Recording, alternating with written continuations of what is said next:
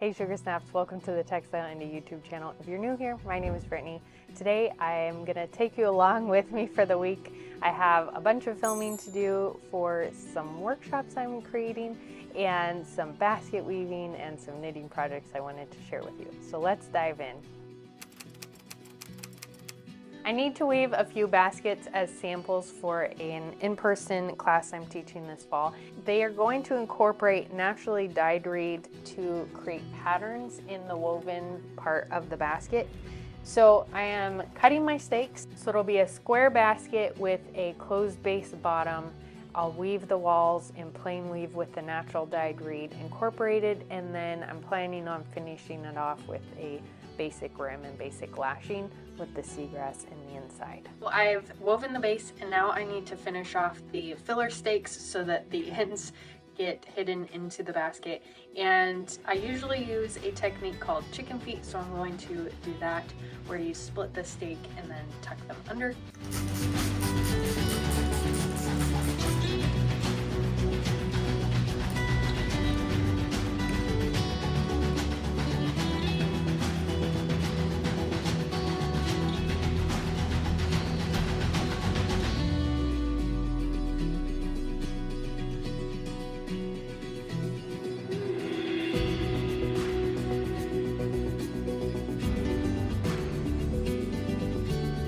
Jordan and I made some tepache using Growing with the Griffins tutorial video on their YouTube channel. And we just opened it up and it went everywhere. So some good fermentation in there. Nice carbonation and bubbles. First sip of our first batch of tepache. Whew. Not quite vinegar, nice and tart. It's pretty good. I'd say it turned out. I'm in the process of filming a natural dye workshop for natural dyeing basket reed for my website, textileindie.com. I'm bundling all my reed up to create nice bundles so that the mordant and the dye can access all the surfaces of the reed. And I have quite the stack going here because I'm going to be doing quite a few test colors to show off in the workshop. Okay, the mordant bath is ready, so I have to wait on that. I'm gonna pull together my natural dyes that I'm choosing to use and start prepping the baths for those and do the tutorial on how to prep and do that.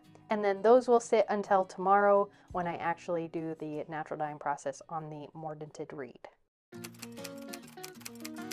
Bailey and I are going to walk to the yarn shop downtown.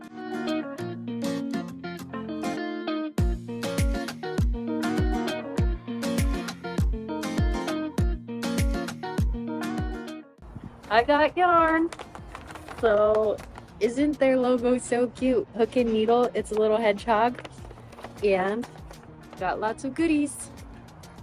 I'm back from Hook and Needle. What a fun shop. The store has these beautiful windows, so it's super well lit. All of the yarn, you can see the colors in natural daylight, which makes it really great for shopping because the experience, you can actually see what color the yarns are going to look like when you're outdoors in natural lighting. The layout is really beautiful. They have their yarn up on the walls and on pegboards and things so you can see them, and it's not overcrowded, so it's easy to go through, see the colors, see the different types of yarn they have. They have lots of knitting and crochet accessories, which was fun to look through, and knitting tools. They have their wall of knitting needles with lots of options for interchangeable knitting needles, which I was eyeing sometime. I'm going to get a set probably from there, I hope. Yeah, so it's just a beautiful shop. They have large tables in the center that they use to teach classes. They have a whole class and events schedule on their website. So really enjoyed my visit there, and I got some yarn, as you saw earlier. So I'm going to show you what I got. Starting out with this perennial. I have 3 skeins of this. This is Perennial by Kelborn Woolens, and it's superwash merino, Surrey alpaca, and nylon. Super fine or #1 weight. Not be enough, I may have to stop by and pick up some more.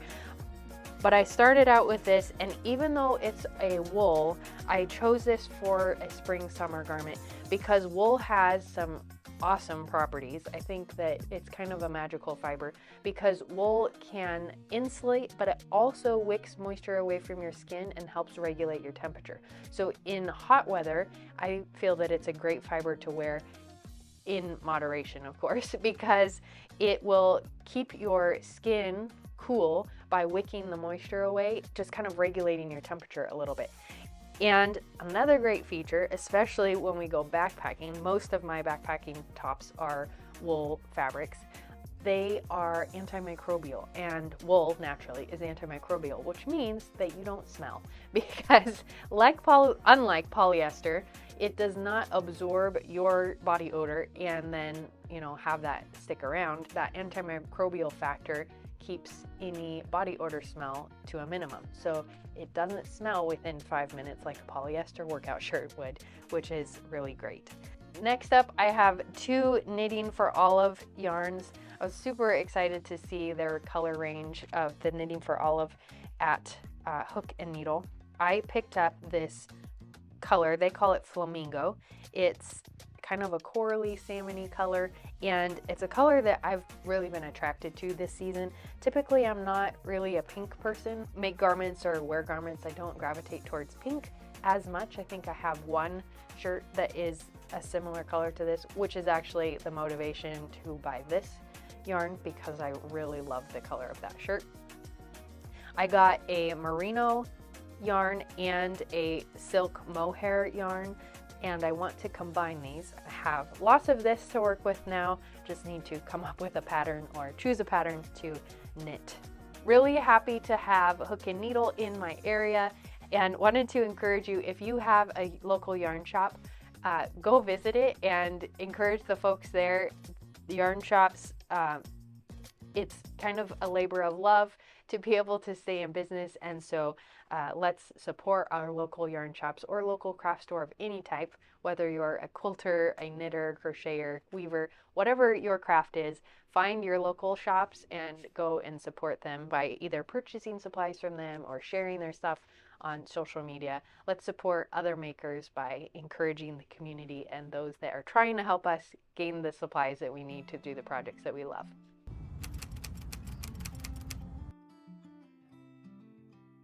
A few months ago, I started knitting a cinema sweater. It's a pattern by Kurovikika, and I started knitting it out of this yarn, which I kettle dyed, and you can see that video up here where I went through kettle dyeing it with wool dye in kind of some navies and some mint green. The yarn was really pretty, and I was pretty excited about it, but then as I started knitting, and I got quite far into the sweater, I realized I didn't like the texture of the yarn. And so then a few months later in a unfinished project video, I decided I didn't want to finish that project. And then I was left with a pattern that I still wanted to make, but no yarn chosen to make that pattern. Then I went to Hook and Needle and got the Knitting for Olive silk mohair and the merino yarn, and decided, maybe instead of the original project that I had planned for this, I could turn this into a cinema sweater. So this weekend I cast on and I got the collar knitted and started the German short rows for this pattern, and I am so excited. This fabric is knitting up so light and fluffy, and it's maybe not going to be the most warm sweater I've ever had because it is fairly light and there is a lot of breeziness in the fabric, but it's very fuzzy. It's this beautiful color. I'm really excited to see this sweater knit up and come to life. So I've been working away at it the last few days and enjoying working with this yarn. The combination of the silk mohair and the merino makes a really soft kind of fuzzy fabric, and it's been really nice to work with. I have been working in 80-degree plus weather, so the fuzziness maybe isn't as attractive as it will be this fall, but even still, I don't know, it's just, I'm so stoked to be working on this project and be seeing another sweater come to life. So that is what I am working on with the knitting for all of yarn that I got, making a cinema sweater.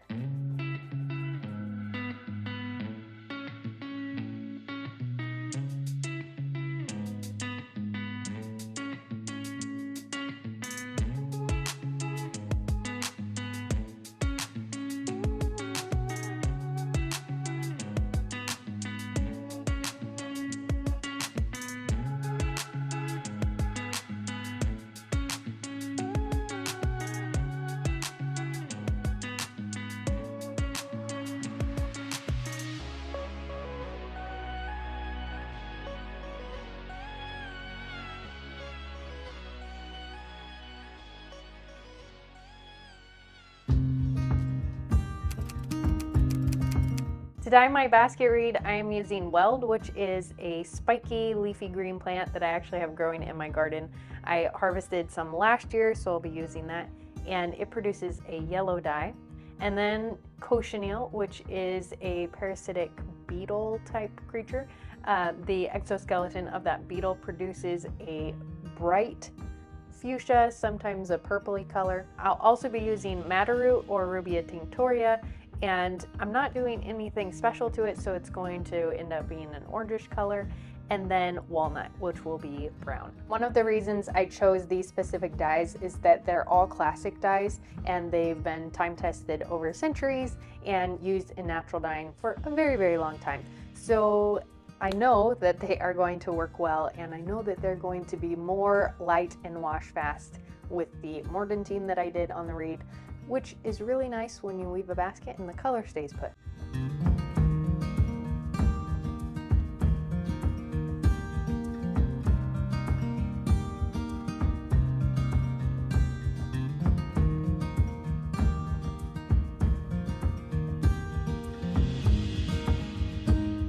I've got the reed hung up to dry out here on the back porch.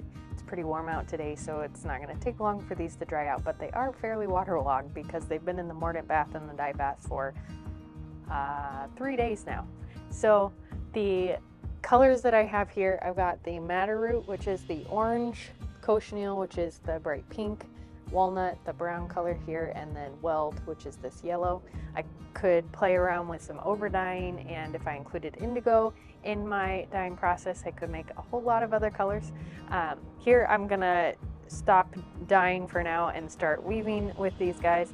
I also did a batch of yellow onion skins and ended up with kind of a brilliant yellow color, which is really fun, so I'll be incorporating that in my project as well.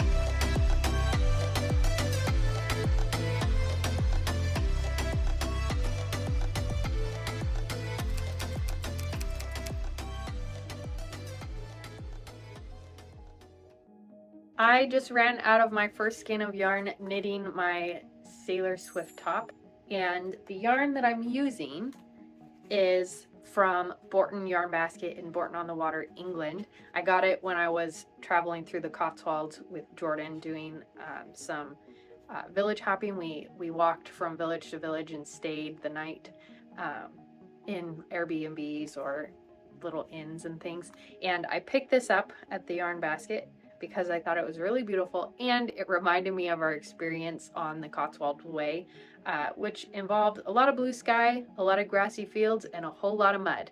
And those colors are definitely represented in here. But it's been really fun knitting up this Sailor Swift top because I decided to not do stripes in this version. I'm just following Kudovikika's pattern, not including the stripes. But it's not getting boring, even though I'm to the body and it's just knitting in the round, just in plain knit stitch. because it's not boring, because the color keeps changing, and almost every single stitch is a slightly different color because there's so much variegation in here. And there's these little black specks. They might be really dark brown, but they kind of are reading black to me. And they come in every once in a while, these little speckles here. And it's been fun having those pop up as I'm knitting because they're very sporadic and unexpected. So I need to wind up my second skein of yarn so that I can start knitting with it and yeah, be able to continue working on my Sailor Swift top.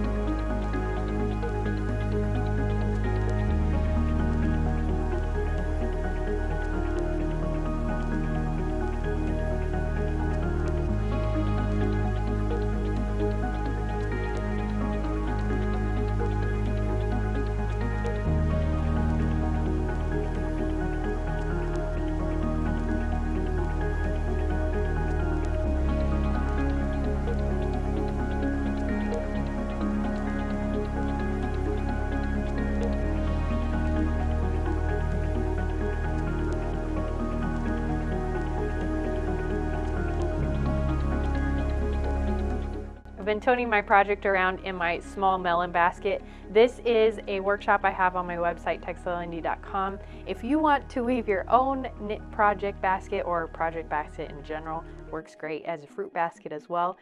Check out the description below. I have a link to the video course. Over the past few weeks, I've been putting together some online video workshops. One is a rag rug workshop, and one that I'm working on this week is a natural dyed reed workshop. And those will be launching in September or end of September, hopefully. And it's been really fun putting together the projects and videoing each of the sections for those workshops. So that's been a major project on my docket of late. I ended up using 1/2-inch wide reed for my baskets. So I dyed these up in madder root, weld, cochineal, walnut, and then I did a batch of yellow onion skins. I'm a little concerned about the yellow onion skins because typically it's a very volatile dye and it's going to probably fade over time, but it turned out a really beautiful golden yellow color. So I really love how these colors turned out. And the madder root on the 1/2-inch wide did not turn out quite as orangey as it did on the 1/4-inch wide, but I think that's because the bath was slightly exhausted when I added these reeds to it. So these were my colors that I worked with, and you can see my baskets here. This one I have not finished yet. This is the yellow onion skins and the cochineal, and then the natural color. I just wanted to play around with some striping and something super simple for my last basket. So started this one up. But my other two, I did some fun designs. So again, really simple. I just layered color over top. This one, the walnut, weld, and cochineal, and then weld here at the bottom. And did these kind of triangle diamond shapes in here. And then this one, again, copying the diamond shape, I have weld, walnut, madder root, and weld, and that's repeated in slightly different ways on each side of the basket. So mimicking some very geometric patterns. And this one I did in 1/2-inch wide reed as well as 1/4-inch wide reed. I just didn't use the naturally dyed 1/4-inch wide. I went for the natural here. I really enjoy working with natural reed. I feel like color really puts a basket in a time and a place, and natural reed kind of transcends a specific design. You can use it in a lot of different spaces when it's natural. I really do like using colorful reed sometimes, but I find myself tending towards the natural brownish color of the reed or a naturally dyed reed because it's a little more mellow. Although the cochineal is not mellow. It's kind of packs a punch there as far as color goes. So these baskets ended up nice and large. I have the base with the chicken feet, and it's closed base style in here, so they can store a lot of things without anything falling out. Same for this one and this guy as well. I just haven't finished this one. So the base is nice and solid, and the size is nice and large, so it can fit a lot of things. These baskets take me about, I'd say, 2.5 to 3 hours, especially going back and putting the designs in adds a little bit more time when you're thinking about what it is you want to add to your basket. I thought I'd also share an update on where I'm at in my cinema sweater and sailor swift top. I did not finish, and that wasn't really the intention. Finishing 2 knit things in a couple baskets in a week is a lot, but I made some really good progress on my cinema sweater. I showed you the collar was done already earlier, but I finished the German short rows to work on the back, and then started doing the raglan sleeves for the sleeve section and building the front. So now I'm knitting in the round, doing the raglan sleeve increases, and I am ready to transition this from the smaller length of needle to changing the cord out to a longer length. So I'll need to do that before I keep going. It's getting a little crunched in here. And then for my sailor swift top, I did several more rows, enjoying the garden and the backyard, trying to get as much time outside in the sun as possible, because people keep talking about fall coming, and I'm like, no, I love the summer. Don't wish it away yet. So spent some time out there and did a few more rows. Not a whole lot more progress on this one, but just chipping away at it. Because this is the full body now knit in the round, each row takes a lot longer because there's a lot of stitches in it. So working away at this one. I'm hopeful that I can get this done with a few weeks of summer left. I have a family vacation next week, and I'm gonna take this along and knit away on it because it's knitting on in the round, and I can just knit, knit, knit, and hopefully maybe finish this guy up. The rag rug and natural dye and reed workshops have come together fairly smoothly this week. I still have quite a bit to do and some printables and things to make for those, but I'm really enjoying the progress that I'm making. For more resources in fiber arts and to join my email update list, you can find a link in the description below. I send out a once a week email with updates and information from Textile Indie and what we're doing, as well as the occasional coupon code for our web shop. So check that out there. Thanks so much for joining me and kind of going along with my week this week. I really enjoyed sharing it with you, and I hope you enjoyed watching. Like this video to support my channel, and until next week, happy making. Bye.